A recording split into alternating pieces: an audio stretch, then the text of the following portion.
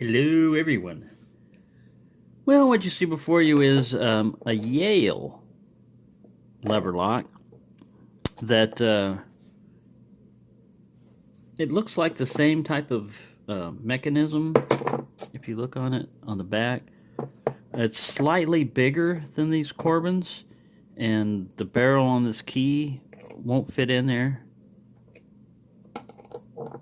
like it will on these guys. And basically you just have a little pawl up here that I'm learning more about these levers. If you look in here, there's a stack of levers, and like I said, this thing was closed when I first got it. It was already kind of split up here, so I was trying to bypass it, basically trying to push on this guy right here with the thing already closed. There was enough room for me to get a knife tool in there and start pushing on it. I was trying to manipulate these levers, you know, and I got it to pop open, and I went, wow! And immediately closed it back up, and then I spent another 30 minutes, almost an hour, messing around with it before I finally got it open.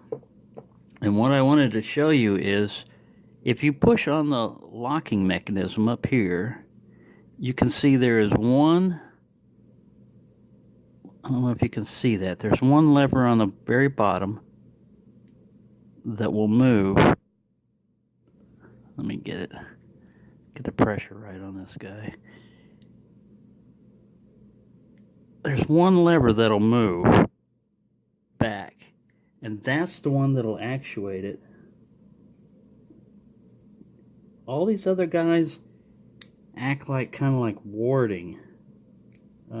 They are levers. I don't know what they do other than get in the way.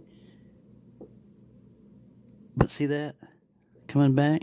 If you can hit just that one lever and avoid all the other ones that are in there, you can get it open. And I don't know, there looks like there's 1, 2, 3, 4, 5. But like I said, it acts kind of like a warded lock in that you've got to get past all the wards, and then when you do, there's a little thing that you manipulate. If you hit the other ones, it'll pull down on it. It felt like it was trying to close it more. But yeah, that's basically, you hit the one proper lever and you can get it to open. And again, I use my American bypass tool as my lever lock opener. So whenever I see a lock like this one came, it was locked. There was no key. I always like to think, you know, how long has it been since that thing's been open? And I don't know, it's just like a challenge to me. I want to open it, even if I don't have pick wires and all the other stuff, you know, that you might need. You can see these guys here. You would think that there's probably 1, 2, 3. You know, like maybe one of them is a tensioner, and one of them, 2 of them maybe, you know, all 3 of them probably, you know, are needed to manipulate the bolt. But this one is also, you know, you just get in there and you hit one particular little lever and bam, the sucker will pop and right open.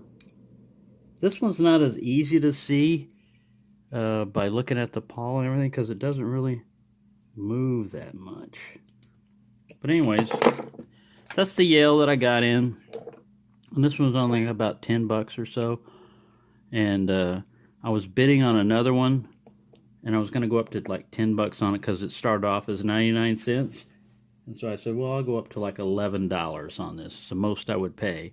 Somebody wanted it for $11.50, and now the last I looked at the bid, it was around $13 plus shipping. So I didn't want it that bad. I let them go ahead, and whoever outbid me can go ahead and have that, because I already got the one I wanted, which is basically, I thought it was going to be the same size as these guys, but you can see they're slightly bigger.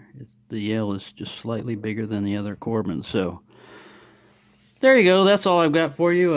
I've got a bunch of challenge locks, and I haven't been able to get into too many of them. I've tried like 3 or 4. I would do 10 minutes on one, and then put it down and pick up another one, 10 minutes on it, and get nowhere, and go to another one. And I don't know, I guess I'm going to have to do marathon filming where you just turn the camera on and you keep picking on the thing, and after a while you can't comment, you know, you run out of things to talk about.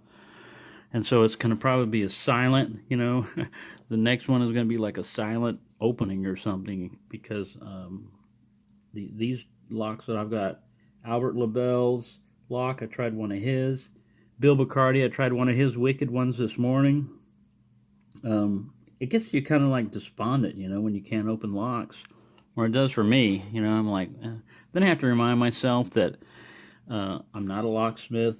This is not my day job. This is just for fun. So however long it takes, you know, don't worry about it. I mean, but it does make you question your abilities when you can't get into, well, they are admittedly challenge locks and stuff.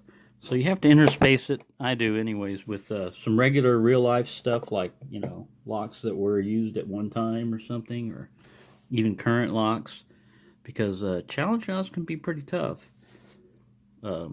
Hopefully I'll be able to get one open for you pretty soon, but I've just been exhausted. It's been hot and humid, and I just come home, and I usually crash before the sun goes down and wake up 2 o'clock in the morning or so.